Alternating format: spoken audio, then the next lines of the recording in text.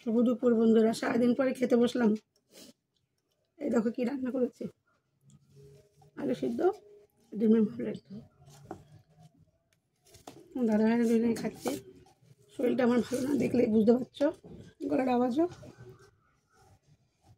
তার মধ্যে এই মানুষটা সবসময় উল্টো পাল্টা কথা বলে, জানো,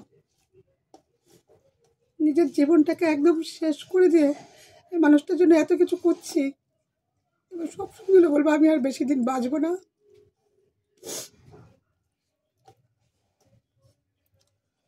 কি করে বলে কথাগুলো কি জানে। আমি সত্যিটাই জানাই, পরে হয়তো বলবো যে এত কিছু হয়েছে, এই হয়েছে, আমাকে লাস্ট বেলায় বললো না।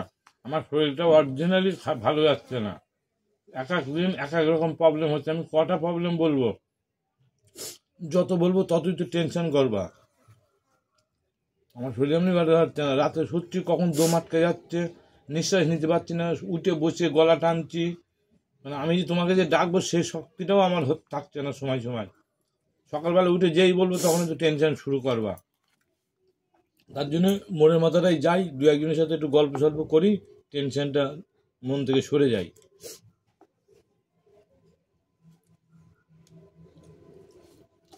এরপরও মানুষের ভাত খেতে ইচ্ছা করে, বলো তোমরা? আমার তো গলা থেকে নামবে না।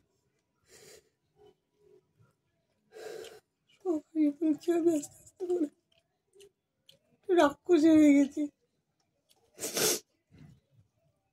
কেন কেন আমি একটা হাত ধুয়ে উঠে বলবো নাকি? এত করে বলেছি কখনো মরার কথাটা বলবা না। মরা কারোর হাতে না, যতদিন ভগবান আয়ু লিখে দিয়েছে ততদিন থাকবা।